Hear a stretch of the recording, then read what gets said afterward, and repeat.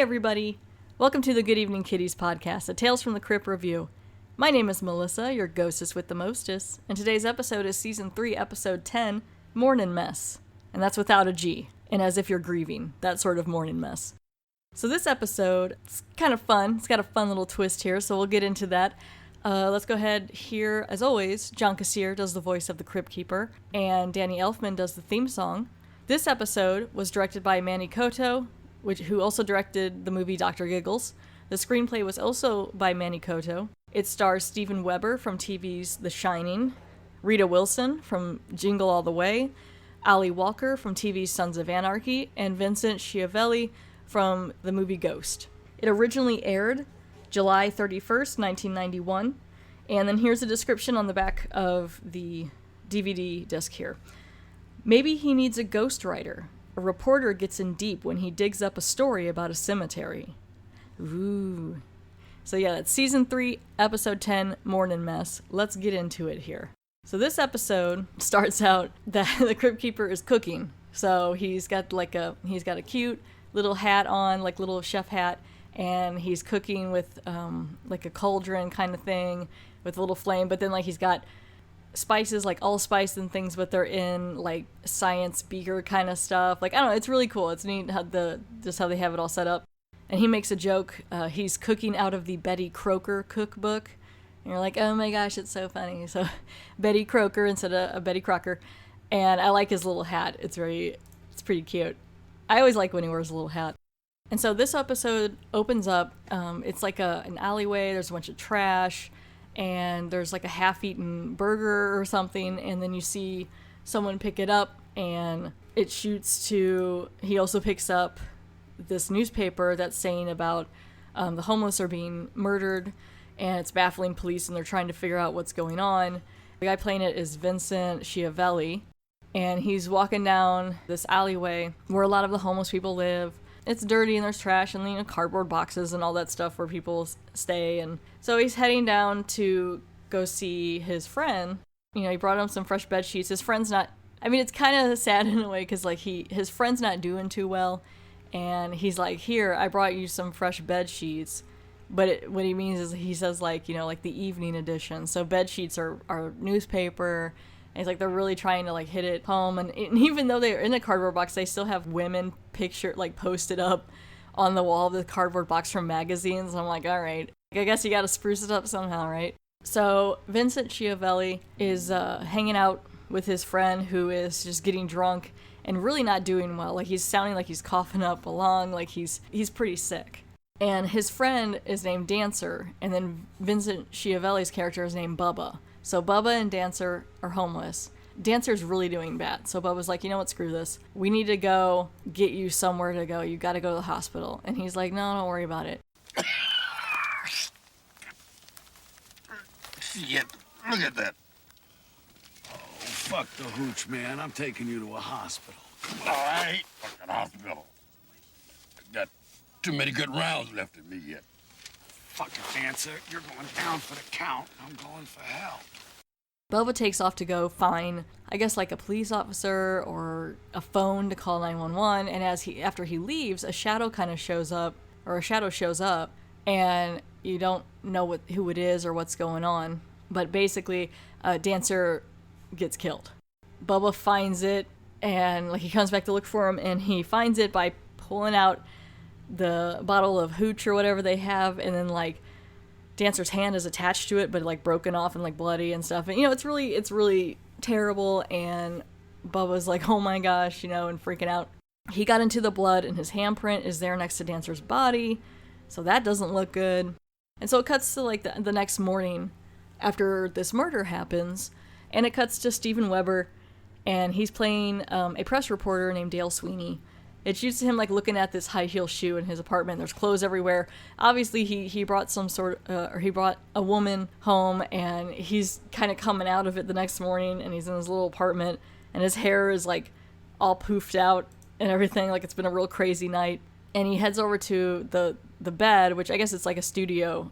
So there's a bed right there, and there's a woman in the blankets, and he like pulls it back, and he's like, oh hey. I don't even think he's that bummed that he slept with her. I think he's just bummed that she's still there. Because he's like, you need to leave. And she's like, what? she's like, I thought we were going to spend the day together. And he's like, no. He's like, that was Jack Daniels talking. You need to go. And so she gets all mad and she grabs all her clothes and, like calls him an ass and all that stuff and takes off. He realizes that he's running late and he's supposed to be somewhere to get a story. So he they're both just yelling at each other, and then he kicks her out and he gets his clothes on real quick. He doesn't even bathe really. I guess he brushes his hair and he shows up at this cemetery for it's, I don't know, they're acknowledging something to help with the homeless murders and somewhere for them to go after they die. And I guess paying for their funerals and things like that is this company or this corporation that's doing this. And they were all a bunch of people who used to be homeless, and they're on their feet and they're wanting to help out. And they call their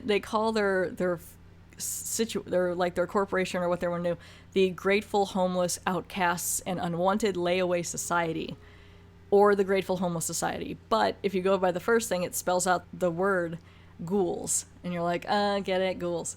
None of the problems which plague our society can be fully overcome without the cooperation of private enterprise. I and 6 of my fellow citizens are here today, not simply because we believe that statement, but also because we share a common past. We were all once homeless, and are homeless no longer. We feel it is time to repay our city for providing us with the opportunity to help ourselves. Therefore, we have banded together to form the Grateful Homeless Outcasts and Unwanteds Layaway Society.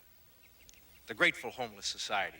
But it's, a group of people, kind of older people, well-to-do, that used to be homeless and want to help out this homeless population. And it's just this press conference kind of thing for it. And Rita Wilson, her character, her name is Jess, and she's part of this situation. So they're all out there and having this presentation, and Dale is supposed to have been there to do to get an interview, and he's running late. So he shows up, and as they're doing the conversation or the presentation, and he's trying to run a comb through his hair.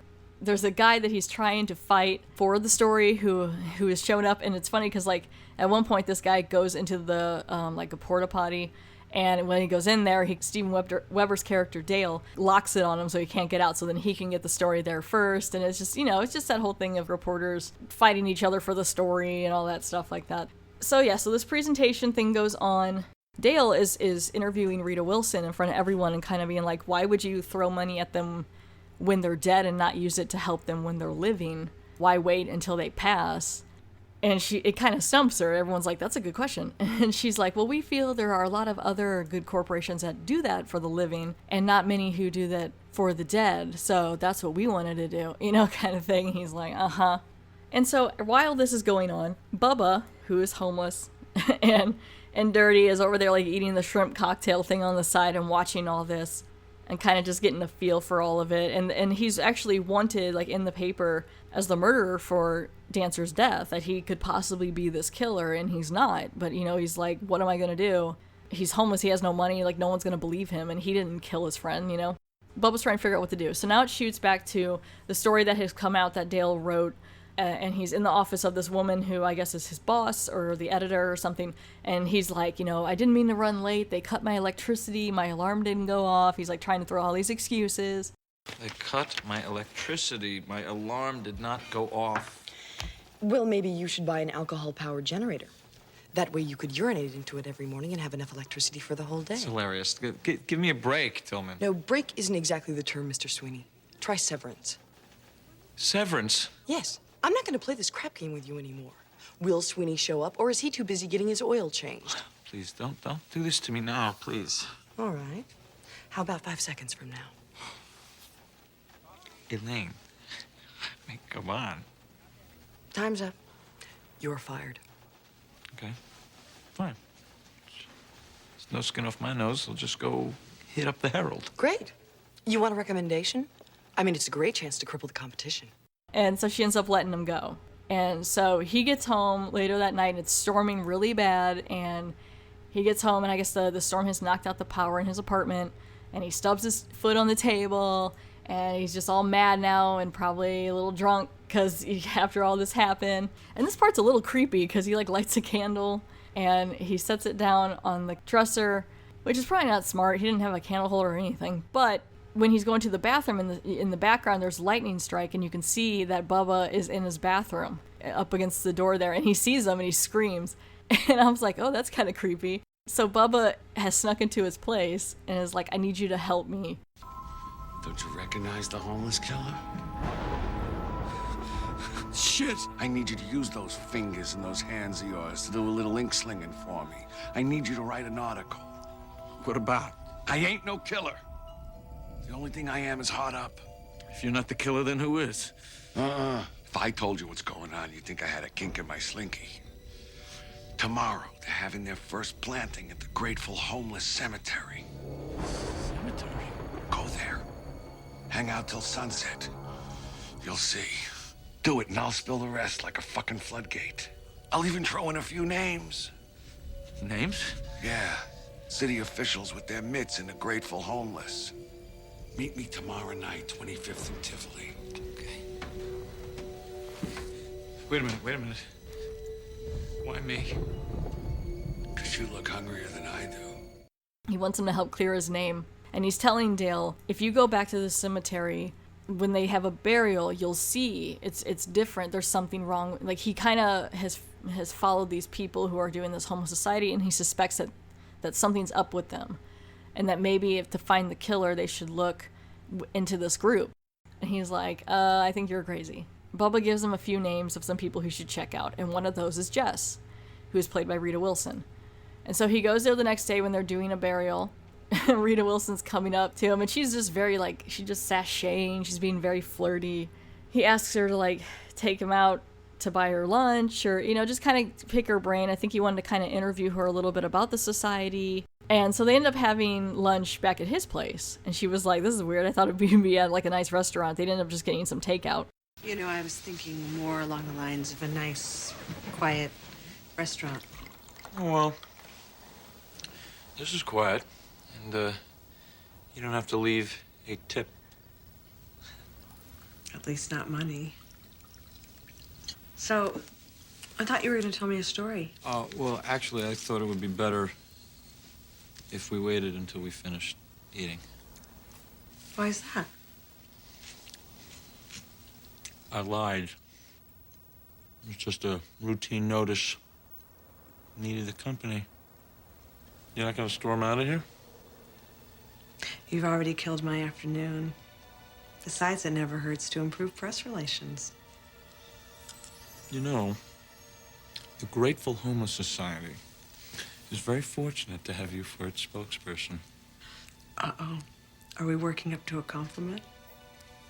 No, it's just that most spokespersons don't have a sense of humor, nor do they look like you.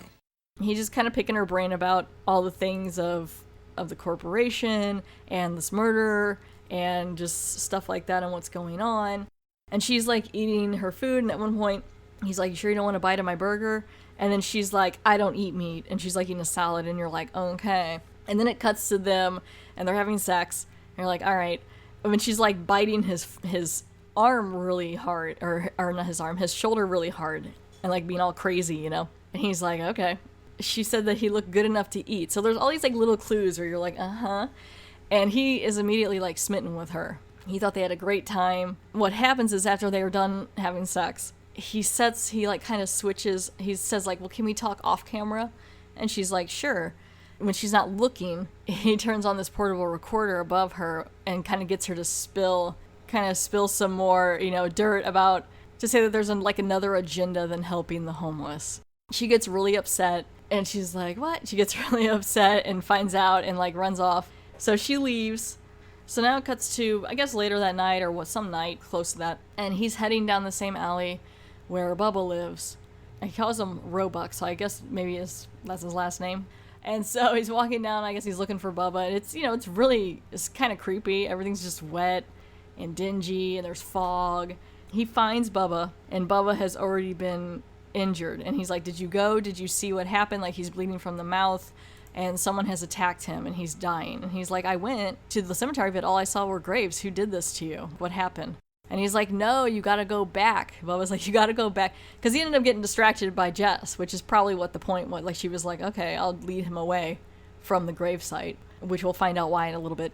And he's like, no, you didn't stay long enough. You have to go back after sunset when they bury him. You have to find out. And he's like, you better tell me your story, because he can tell, like, Bubba's gonna die, right? And he's like, I need your story. And Bubba's like, and I'm dead.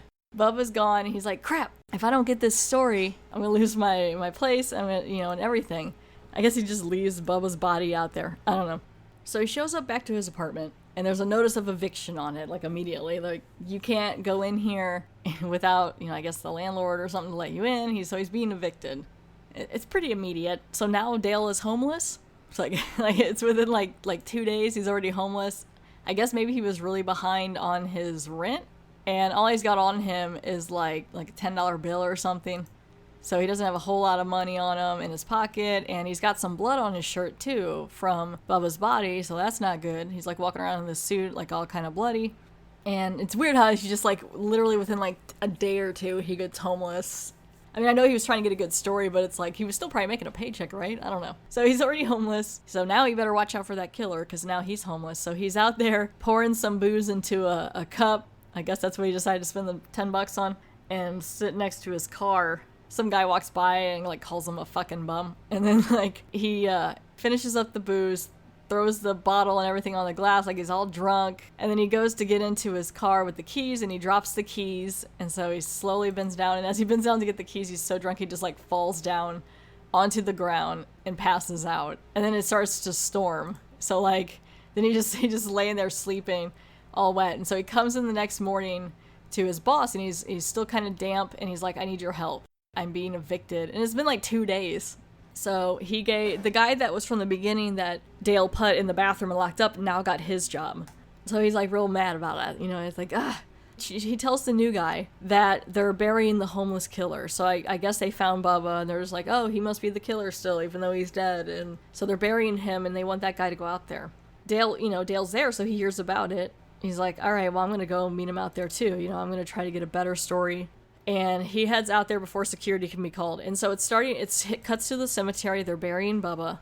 There's a lot of gravestones, like a lot of, it's like almost every night, I guess, they're burying someone who is homeless, and people don't really care because, they're homeless, and that's just kind of how that goes with all that sometimes. So he's there hanging out after they're burying him. They're just doing like the old school shovel burying, and he hangs out on another gravestone, smoking a cigarette, waiting until it gets dark enough. And so he's sitting in front, or like near the mound. When they bury someone, there's a mound of dirt and grass, and it's kind of pushed up off the ground. So he's sitting there smoking a cigarette, and all of a sudden, the ground falls. The lump goes down, and he's like, what? And it goes all the way down and like flattens. And he's like, oh my gosh, I guess there is something here. So he gets out a shovel, which I guess the guy's just left there, and he digs this whole thing open. He's in a, I guess it's a dry suit now, but he has been in a suit all day that's been wet, and he's probably hung over from earlier. So he digs and digs until he hits the bottom, and there's a door in the ground, which is kind of interesting. Like a door to a house kind of thing with like a knob, and it's kind of weird, it's just kind of like facing down. And like you'd think it would open up, but it doesn't. It opens downward. And so he grabs a knob and goes to turn it, and it doesn't pull up like he thought. So then he falls down on the ground. He does a real hard fall straight down, and it's like this underground cave thing. And it's got like mine shafts and stuff. And it just leads to the underground, to these tunnels. And you're like, why would they have this kind of situation? And we're going to find out. So he falls. It's a pretty good fall. He's like, geez. And he's walking around, and he's just like, what is going on? And he's like, it's just all these mine shaft things and tunnels. And he hears someone coming, and they're coming down with like some like lanterns and things. And so he starts to run, and he wants to try to get back up through the door, but he can't reach it. It's too far. So he takes off running down another corridor, and he finds like this coffin shaped thing. Like it's because these coffins that they're burying them in are just like wooden standard plank coffins. And so he just climbs into one. And he climbs in there, and he's hiding so they can't find him. And he's laying there, and I guess he doesn't feel it right away, but he's sitting in there.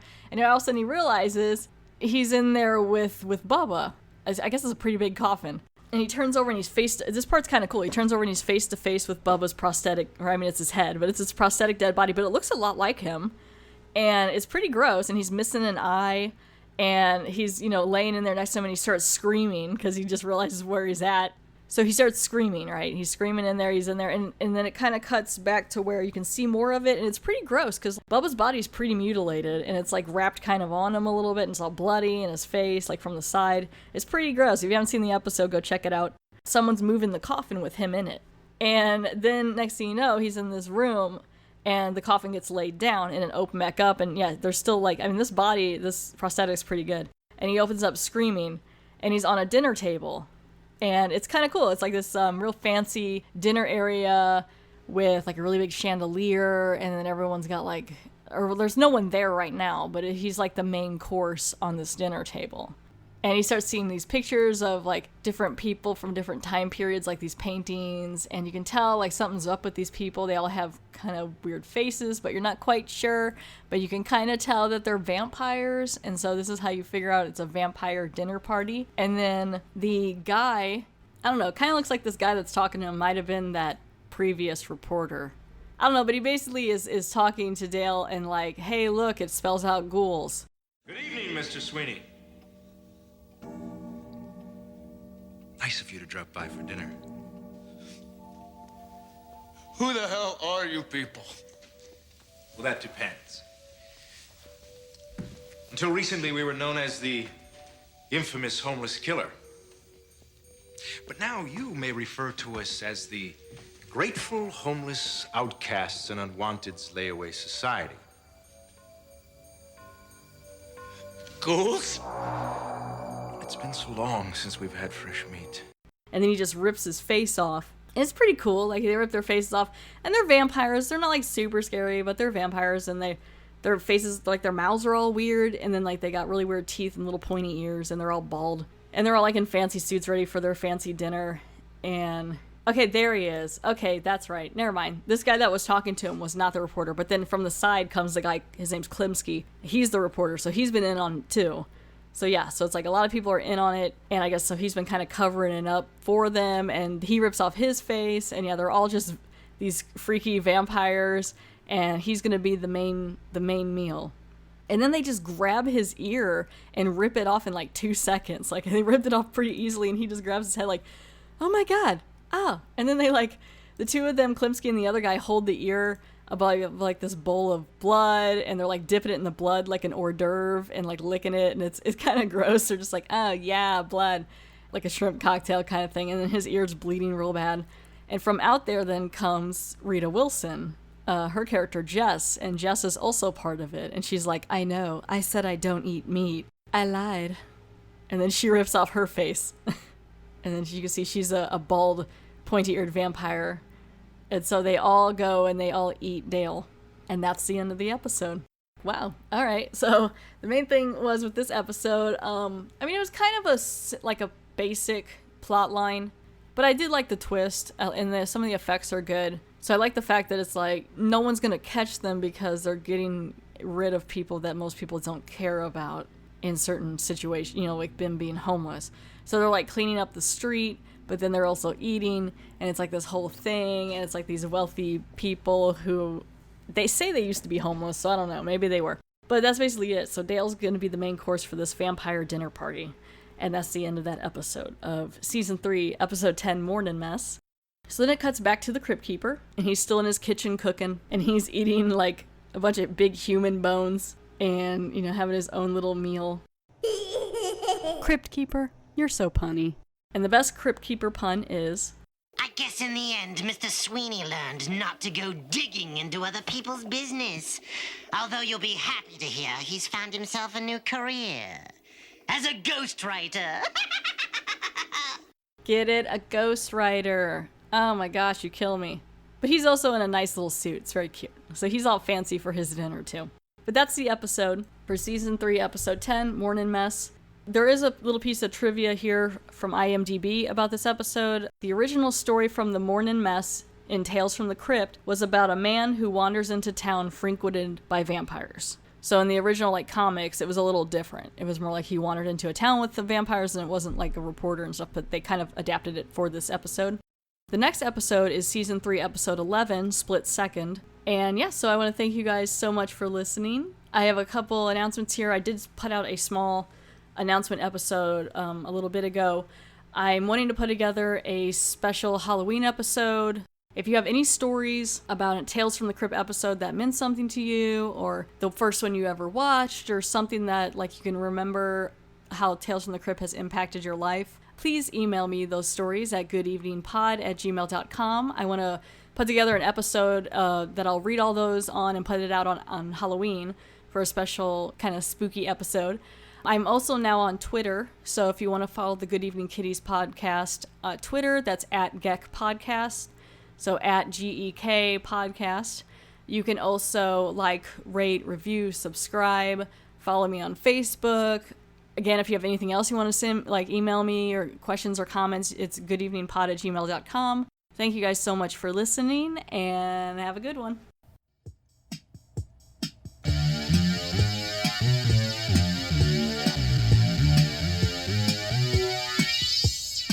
I just had quite a scare.